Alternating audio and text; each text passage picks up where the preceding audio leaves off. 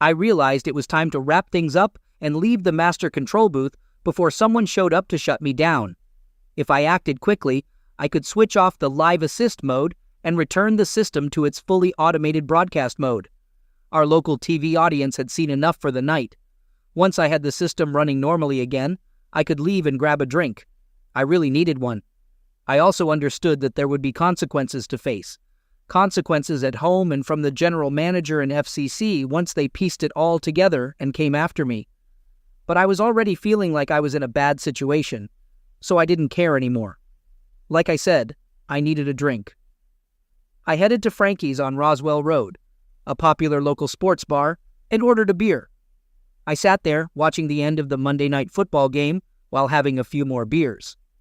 There was a lot of chatter in the bar, and I knew what it was about. I couldn't catch everything, but I heard enough to know I had accomplished my goal. I had stirred up conversation. Luckily, nobody pulled me into their discussions, so I drank alone in silence while witnessing the Saints dominating the Falcons. By the time 10:30 p.m. rolled around, I was feeling numb. The game had ended, and my team had lost. New Orleans 23, Atlanta 3. It seemed like the Saints were particularly motivated, perhaps because it was their first game back in their stadium since the hurricane, and they completely outplayed the Falcons. Our station aired the game alongside ESPN because we were one of the teams involved. I inquired with the bartender about leaving my car in the parking lot overnight, and he agreed it was a wise decision given my condition. Recognizing my state, he arranged for a cab since I resided just a short distance away in a pleasant residential area of Sandy Springs. So, that's pretty much the conclusion of the story, and I suppose I should begin at the start to give you a clear picture of how I ended up in this situation. My name is Richard Head, but my friends call me Dick. I work as a broadcast engineer for WBDK, a local CBS affiliate in Atlanta, Georgia. I hold a graduate degree from MIT in electrical engineering and computer science, and I also obtained a second degree in broadcast technologies. Needless to say, I'm highly qualified in my field and have held several challenging positions. I've been working in the industry for 22 years, with stints at various television stations along the East Coast, before settling in Atlanta for the past 5 years. If you're curious about my appearance, I'm 46 years old with dark hair that's graying at the temples. I've never felt the need to conceal the gray, but I do apply a bit of dye to my small mustache to keep it from showing any signs of gray. I stand at 6 3 and weigh around 190 pounds, although I haven't stepped on a scale in quite some time. I'd say I'm moderately attractive, though I wouldn't compare myself to Mel Gibson or Richard Gere.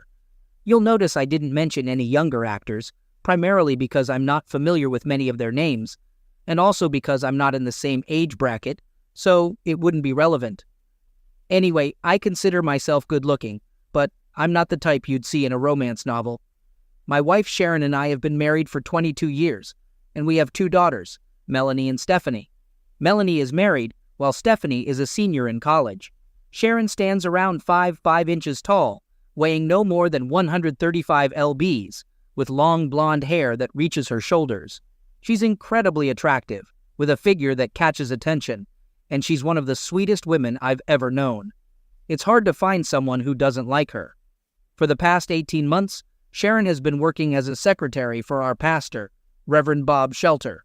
Now, on to the story. Last Friday, I had some extra time for lunch and decided to surprise Sharon by taking her out to lunch. I parked near the side entrance of the church offices due to the rain. When I arrived, she wasn't in her office, but I decided to walk in anyway.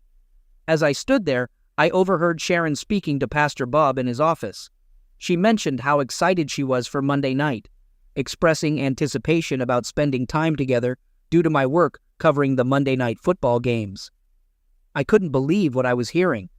Their conversation turned intimate, with talk of booking a room at the La Quinta Inn and expressing longing for physical intimacy.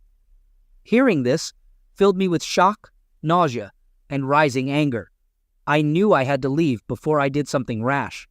It was a struggle to walk away, but I couldn't bring myself to confront them in that moment. Despite my desire to confront them, I feared I might act impulsively and regret it later. I slipped out the same way I came in, hoping they hadn't noticed my presence. They had security cameras, but I entered through a side door they likely didn't monitor, As I drove away, it was one of the most difficult decisions I've ever made. I was so shaken that I knew I wouldn't be productive for the rest of the day, so I called the station to let them know I wasn't feeling well and would be heading home. I needed time to gather my thoughts, and home seemed like the best place for that.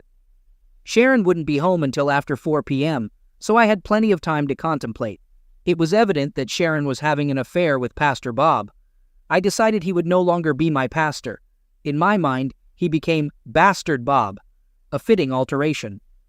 I needed to understand the extent of their relationship, how long it had been going on, and why it had started. While some people might prefer not to know these details, I was not one of them. I desperately wanted to understand why this had happened in my seemingly wonderful marriage.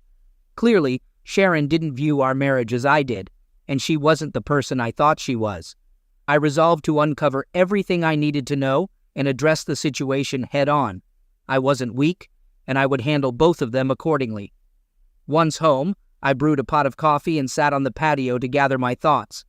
The pleasant weather and fresh air helped me clear my mind as I contemplated the situation. I knew I would eventually figure it all out. I just needed to calm myself. I won't deny shedding a few tears that afternoon.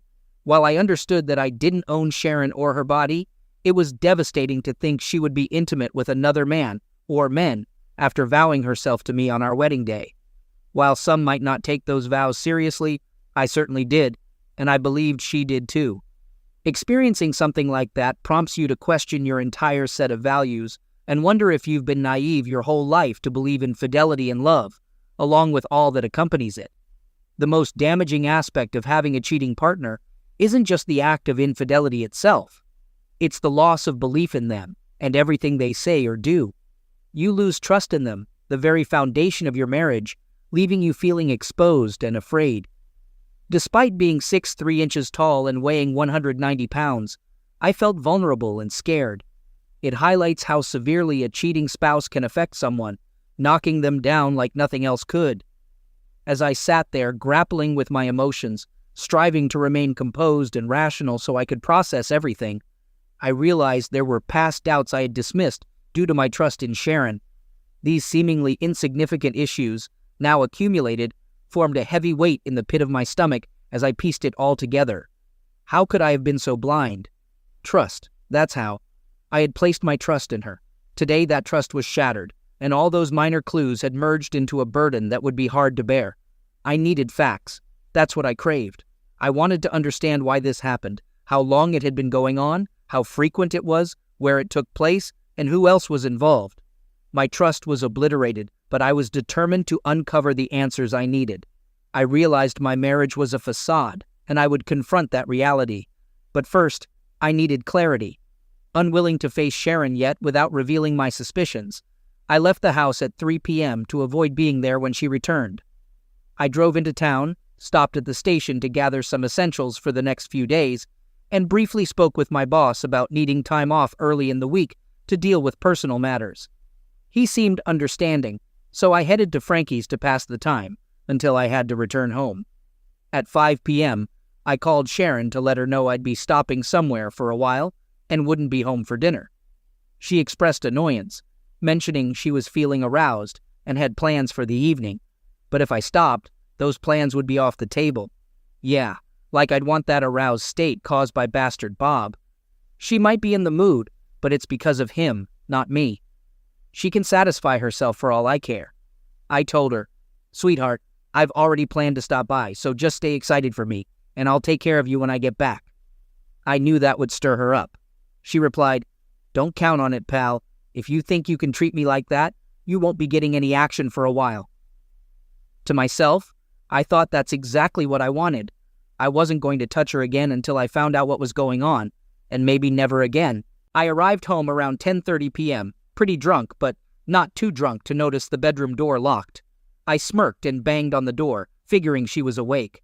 I shouted, "Fine, if that's how you want it, don't expect me to tend to your needs. Just suffer." Then I headed for the spare bedroom, knowing she'd be furious.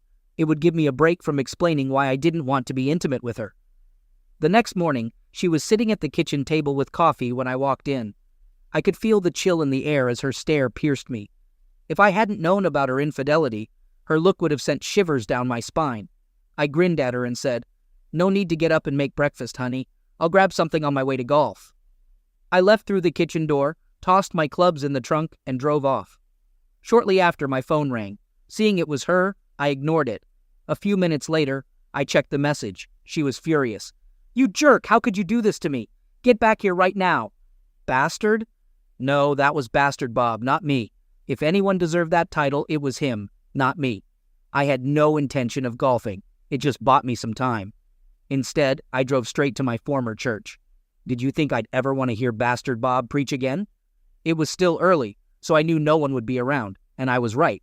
I entered the building. Yes, we had a key because my wife worked there, and headed straight to the offices. My objective was to install remote micro cameras and mini microphones in her office and in Bastard Bob's office. It didn't take long to accomplish, and I concealed the transmitter behind old hymnals in the supply closet across the hall. The receiver was wired into my car's electrical system, enabling me to monitor their conversations and activities whenever they were in their offices. While I didn't expect much activity at the church, I was confident that observing them and listening to their conversations for a few days would yield valuable information. After ensuring everything was functioning correctly, I searched through her desk but found nothing noteworthy. However, I noticed a significant asterisk on her calendar for Monday, aligning with what I had overheard on Friday. I prepared accordingly. Next, I investigated Bastard Bob's office, but had little success finding incriminating evidence until a last-minute revelation struck me. Inspired by my surroundings, after all, I was in a church, I searched through filing cabinets for receipts of church expenditures. Sure enough, I discovered a file containing receipts for the La Quinta Inn in Roswell. Some were from late 2005, and others from the spring of 2006. Aware that I was pushing my luck by lingering, I quickly made copies of the receipts and restored everything to its original state before leaving. I drove to the golf course, parked in my usual spot, and entered the clubhouse to ensure my presence was noted. I settled at a table, nursing a Sprite for a couple of hours, scrutinizing the bills. I realized that the two from late 2005 were both on Mondays, coinciding with dates when I attended a conference at CBS headquarters in New York. What infuriated me the most was Bastard Bob's audacity to charge those rooms to the church under the label of conference room rental for meetings. He was having an affair with my wife in a motel, and I had unknowingly footed the bill. Though we had contributed to the church financially, I vowed not to contribute any longer. Their situation was dire now. With just a bit more evidence, their fate would be sealed. I was certain this had been ongoing for nearly a year, if not longer, aligning with suspicions I had entertained earlier. My hunch was that Bastard Bob had been involved with her even before she started working for him. Initially, she held a good position at the Telfor Corporation as a receptionist. However, she eagerly embraced the opportunity to work for the church, citing its proximity to home and her desire to serve. She claimed the pay was comparable to her previous job, but it was evident she was more enticed by the extra perks. My anger was escalating by the minute. I couldn't fathom how naive I had been. It infuriated me, but it also sickened me to realize that the woman I had cherished throughout our marriage could betray me without a second thought. I was determined to make them pay.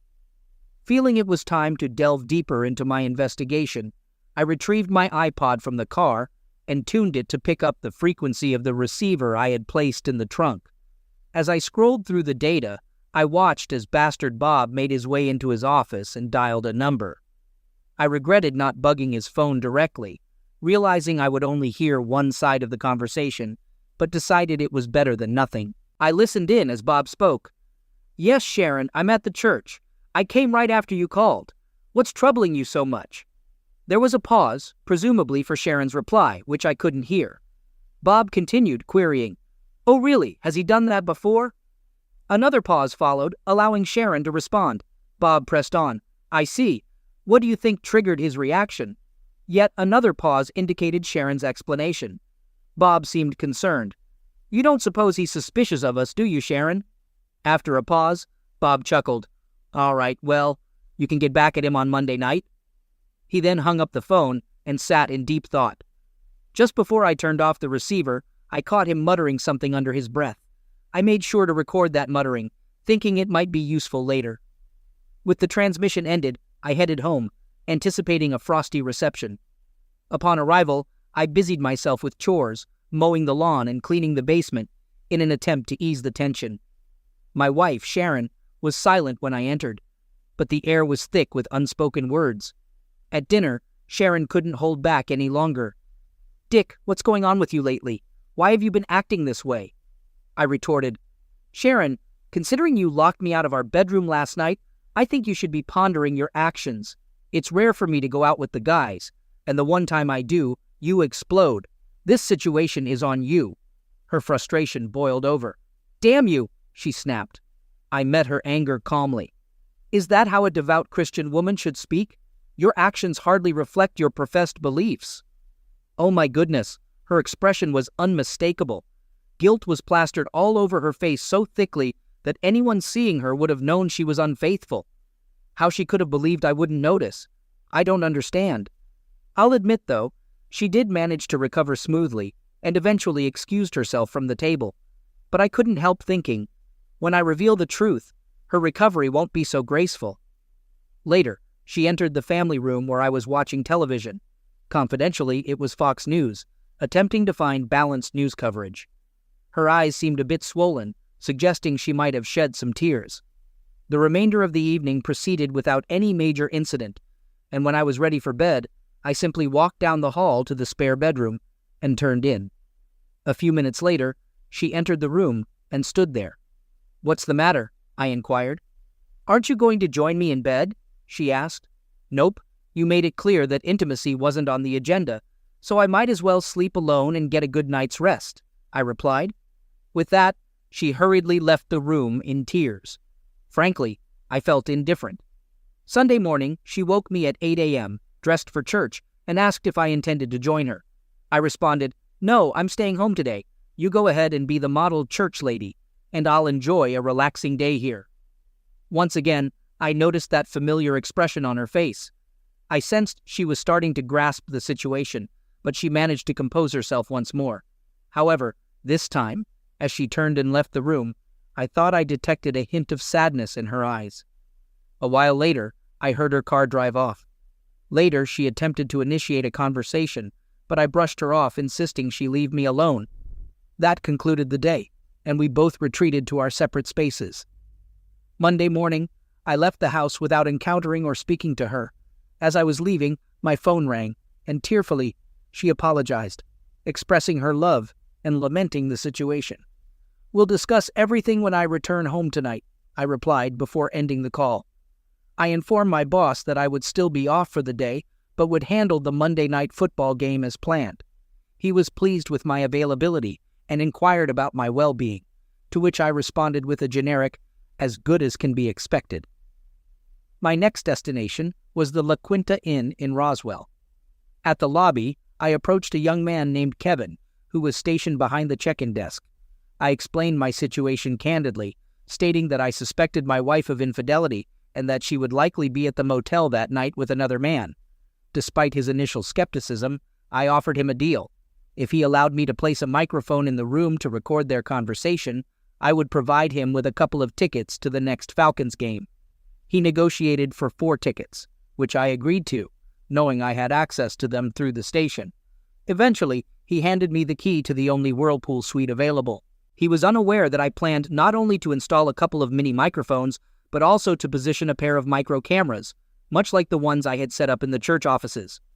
Additionally, I inserted a bug into the phone line to capture both sides of their conversations. After setting everything up, I conducted a test to ensure the transmission was clear, and the views from both the Whirlpool and the bed were satisfactory. Confident in the setup, I confirmed that the devices were discreetly hidden and exited the room. On my way out, I returned the key to Kevin at the front desk and handed him the tickets for next week's game as promised. "Thanks, Kevin. I hope this all goes smoothly. Enjoy the game." With ample time to spare, I attended to several tasks I needed to address. I visited our bank and obtained cashier's checks for half of the funds from both our checking and savings accounts. I then proceeded to cancel our joint credit cards. Following that, I contacted my broker and arranged a meeting shortly after lunch to make adjustments to our investment accounts. He assured me everything would be prepared by the time I arrived. Next, I reached out to my attorney to discuss divorce proceedings and other related matters. We scheduled an appointment for later that afternoon when he would be available to meet with me.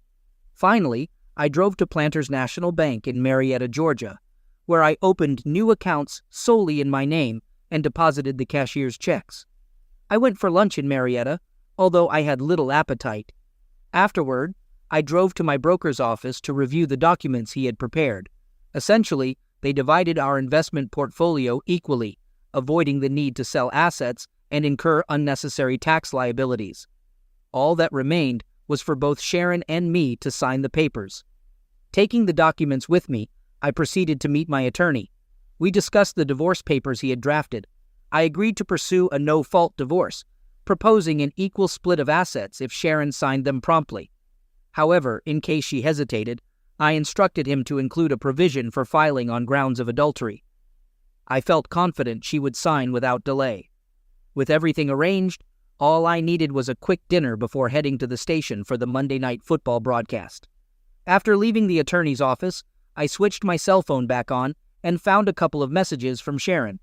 In her messages, she expressed concern about my behavior and urged me to return home to discuss it before the game. Reading her messages, I couldn't help but feel a mix of anger and disbelief. Despite knowing her plans for the evening, she still reached out with words of love and worry. It dawned on me that I had been incredibly naive to love and trust her so completely. I had made a decision. The only chance of salvaging our marriage was if she didn't show up at the motel tonight. If she chose not to go, it would indicate that she cared enough to try to fix things, recognizing the trouble our marriage was in. At 8 p.m., I engaged the automated system for the evening's broadcast, which meant Monday Night Football was on the air. Concurrently, I prepared to monitor my setup in the motel room remotely. At exactly 8:15, Bob entered the room and made a phone call. "Hey, I've arrived. Can you come over as soon as possible?" he spoke into the phone. "I'll be there shortly," came the reply. After the call ended, he murmured something else, which I noted to review later for details. This could be the end of my marriage, I mused, though I doubted any change in our situation. The pain was real, fueling my resolve for some form of retribution. I went through my list of contacts, reaching out to each one. It took some time, but eventually, I contacted everyone necessary.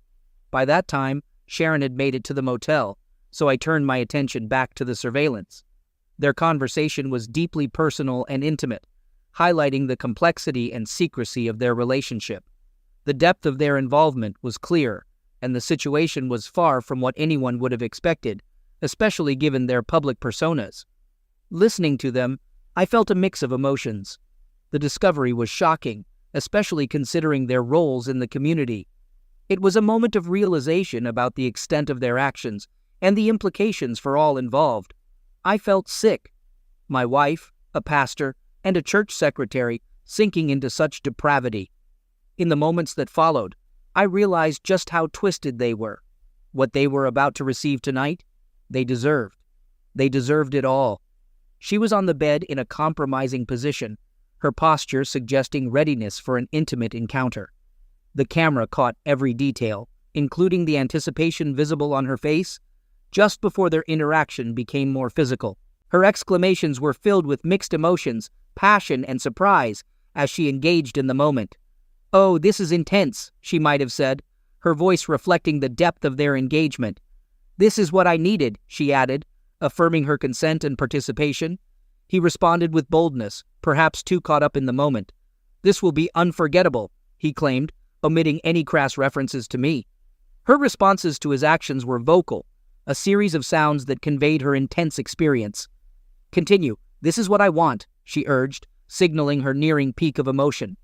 His final movements were decisive, marking a moment of closure for them, a moment that symbolized the end of one chapter for me and the beginning of another, filled with pain and the drive for retribution. After a moment, the scene shifted, showing a continuation of their engagement with renewed energy. Her reactions were vocal and repetitive, indicating the intensity of her experience. It was clear that what transpired was beyond my ability to comprehend fully or match. Her satisfaction was something I could never provide in the way he could. This realization was crushing. highlighting a disparity in our desires and capacities.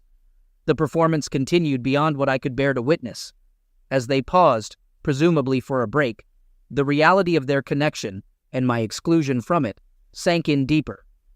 Choosing to act, I switched the broadcast to a mode that would reveal their actions to a wider audience, a decision driven by a mix of hurt and a desire for vindication. As the phone started to ring, signaling the beginning of the fallout, I steeled myself against the incoming storm, ready to face the consequences of exposing a hidden truth. I dialed Sharon's number, my heart pounding as the dial tone echoed through the silent room. On the other end, I could almost picture her, glancing at the caller ID with a dismissive smirk. "It's Dick," Sharon said, presumably to Bob, her voice laced with defiance. "This time I'm not answering. Let's see how he likes that. Keep going, honey, while he's on the line." Frustrated, I disconnected and tried again, my determination growing. This time, Sharon seemed to reconsider, her voice barely audible as she decided, "Guess I better take it," before she fumbled for her phone. "Hello, Dick," she answered, her tone cold and unwelcoming. "Sharon, where are you? What are you up to?" I pressed, seeking any hint of truth in her voice. "I decided to go shopping since you didn't call earlier. Now I'm just grabbing a bite before heading home," she lied smoothly, her words a sharp contrast to the reality I knew. "Shopping at this hour?" I pushed further, skepticism coloring my tone. "Yeah, and I plan to splurge," she shot back, defiance in her voice. "Fantastic, Sharon. Thanks for being such a wonderful wife," I replied, the sarcasm in my voice barely masking the pain. "Don't talk to me like that, you jerk. I don't know what's gotten into you. Goodbye," she snapped, ending the call with a finality that stung. As I pondered their continuing betrayal, a plan formed in my mind. I decided to interrupt their tryst, not with another direct call to Sharon, knowing she wouldn't answer, but by calling the motel directly. "Kevin, it's Dick. Watching Monday Night Football? No? Well, you might want to start. Could you ring the Whirlpool suite for me?" I asked, masking my turmoil with casual conversation. After a brief pause, Bob's voice came through.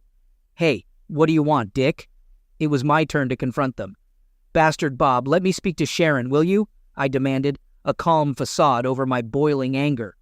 Sharon's confused voice then joined. "Dick, why are you calling here?" "Sharon, I know everything. The cheating, the lies. I'm filing for divorce and you're getting out.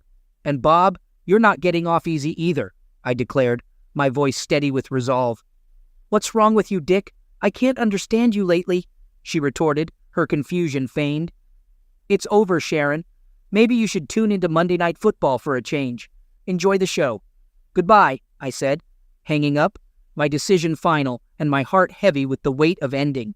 On the live monitor, I watched her switch on the TV and witnessed the shocking video of her and Bastard Bob. With a delayed reaction, she saw what the entire Atlanta area had witnessed. "Oh no, oh no, oh no," she repeated as she hastily dressed and fled the room. Bastard Bob was eager to leave, cursing all the while. "I will destroy that son of a witch," he muttered. Bastard Bob should watch what he mumbles. It could come back to haunt him. Once they left, I powered down the monitors and let the video play to the end. Then, I switched off the live assist mode and returned the system to fully automated broadcast mode. Grabbing the tape, I left the broadcast booth, likely for the last time, taking a few personal items from my desk. Now you're caught up. I spent the rest of the night at Frankie's, and yes, my halftime show was the hot topic. After the game, I hailed a cab home. Sharon was sitting in the darkened living room when I arrived, the phone off the hook, tears evident. She wept profusely, but I was indifferent. It was over for me. "How could you do this to me, Dick?" she sobbed. "After all these years together, how?" "No, Sharon," I countered. "The real question is, how could you do this to me?" "I'm drunk. I'm going to bed. We'll talk tomorrow," she said. She remained on the sofa the next morning, looking exhausted. It seemed she hadn't slept, but again, I didn't care. She brought this upon herself. I replaced the phone on the hook, and it immediately began to ring. For the next hour and a half, I fielded calls from family, friends, church members, my former boss, and both of my daughters. They were deeply disturbed by what they witnessed, and nothing I said could soothe them. I understood it was harsh for them to witness, but they're adults and will eventually overcome it. Mrs. Bastard Bob called too, inquiring if I had a tape of the incident. I assured her I kept a copy in safekeeping and would provide it if needed. Clearly, everyone I contacted had seen the Monday Night Football halftime show. Some were upset due to its explicit content, while others, like her parents, criticized me for exposing her. However, most were supportive and empathetic, recognizing the difficulty of the situation. It was a challenging experience, but a consequence I had to face for my actions. Sharon remained tearful throughout. Eventually, I left the phone off the hook and made myself coffee. Returning, I offered her some and presented the divorce papers and investment documents for her to sign. "I'm filing for divorce, Sharon," I said firmly. "After what I discovered and saw last night, it's clear to me that you've been unfaithful for quite some time. I can't stay in this marriage knowing that. The documents I've prepared are for a no-fault divorce, and I'm proposing we split everything equally. I need you to sign the divorce papers and the agreement on how we'll divide our investments today. There's no room for negotiation on this. The terms I've offered are more than fair. You have until 5 p.m. today to get legal advice and agree to my terms. If you don't, after 5:01 p.m., I'll proceed with filing for divorce on grounds of adultery and aim for a division of property that reflects our individual contributions and earnings, which would largely benefit me. This is your best option. I want to make it clear that contesting this by alleging adultery would be unwise. It will become public knowledge in Atlanta, and you'll be seen for what you've done with Bob. You need to consider this carefully. Sharon, take this offer. It's the best way forward for both of us." "Dick, I still love you. I want to fix our marriage. Can't we try to work things out?" Sharon pleaded. "The problem isn't about love. It's about your choices and actions. You've put someone else before our marriage, and I can't overlook that. You need to sort this out and talk to your lawyer as soon as possible." After some time, Sharon came back with the document signed. "My lawyer reviewed everything and agrees that your offer is fair under the circumstances," she informed me, her voice carrying a mix of resignation and hope. "Dick, is there any chance we could talk? I'd like to explain my side and see if there's any possibility for us to reconcile," she added, looking for a glimmer of hope. I decided to hear her out, curious about her reasoning and whether this was an isolated incident or indicative of deeper issues in our relationship. We sat at the kitchen table, and she recounted everything to me. There were no others involved. It began shortly before she started working for Bastard Bob. She admitted she didn't know why, as she was content with me, but something about Bastard Bob attracted her, perhaps his charisma. She believed he loved her. I acknowledged his charisma, but shattered her illusion when I played back 2 sound bites I'd saved of him. The first was from that initial day. "That idiotic woman better keep her affair with me hidden from her husband. Despite her sweet and willing nature, she'll be gone soon. It was easy to seduce her, but she needs to go." The second was from just before her arrival. "I'll ravage her tonight and fire her tomorrow. If she protests, I'll threaten to expose her to Dick. I can't risk him finding out." So Sharon, you not only wrecked our marriage but misjudged Bastard Bob's feelings. To him, you were just a toy, a demeaned witch. I saw how he treated you and how you enjoyed it. I never satisfied you like that because I saw you as a loving wife, not a witch. There's no way I can stay married to you. You violated our vows, and I can't ignore that. Plus, you'd never be content with me again. No matter our love, we can't overcome the damage you caused." She remained seated, tears flowing, acknowledging the truth in my words. Eventually, she signed both sets of papers. I informed her I'd be relocating, offering her time to find new accommodations. Financially, I doubted she could maintain the house, and I had no desire to reside there amidst countless memories. Thus, our agreement stipulated the house's sale, with proceeds split equally like our other assets. After collecting my papers and pre-packed bags, I departed, dropping off documents at my broker's before settling in a hotel for the night. The following day, I met with my attorney, who promptly filed the divorce papers with the county's Superior Court. We also addressed my legal woes at the station and with the FCC. He outlined potential consequences, including hefty fines and career repercussions. While jail seemed unlikely, significant financial penalties loomed, signaling an end to my broadcasting career. Within days, repercussions materialized. FCC served me, initiating a legal battle that would drain my savings, amounting to nearly a year's salary. Even worse, my broadcast license got revoked, barring me from my profession for 2 years. The silver lining, however, came from TT, who, despite the illegal and spiteful nature of my actions, offered me a job with responsibilities that complied with FCC restrictions. It turned out TT had sympathy for me, likely influenced by his own bitter divorce experience with Henry's daughter and Peter's sister. I found some appreciation for TT in that regard. Bastard Bob confronted me once at Frankie's, seemingly ready for a physical altercation. However, I ended up pinning him down, asserting my dominance. "Now, Bastard Bob, I don't want to hear from you again. Is that clear?" I asserted. His response? "Forget you." Perhaps he needed another reminder, so I nudged him in the ribs. "Bastard Bob, I have an audio recording of you threatening me. If I take it to the police, I could get a restraining order against you and press assault charges. With that evidence, you might end up in prison. Is that what you want?" I questioned. He shook his head in refusal. As I delivered one final kick for good measure, I remarked, "Well, I suppose this marks the end of our conversation. Although he's no longer a pastor, he's still the same despicable person. He got ousted from the church, and his ordination was revoked by the denomination. Last I heard, he found employment at a city travel agency. Despite his charisma, he'll need to make ends meet, especially since his wife successfully sued him for divorce on grounds of adultery, resulting in a substantial settlement against him. My incriminating tape likely played a significant role in her victory, despite its questionable legality. I'm moving forward with my life. While it's not perfect, I'm discovering ways to find happiness. I've casually dated a few women in recent months, but haven't committed to any serious relationships. I've abstained from sexual activity because I believe in reserving it for marriage, steadfast in my values even if others disagree. When I encounter the right partner, I'll marry her, and together we'll experience the joys of intimacy as intended. I'm patient, confident that the right person will come along in due time, and I'm willing to wait until then.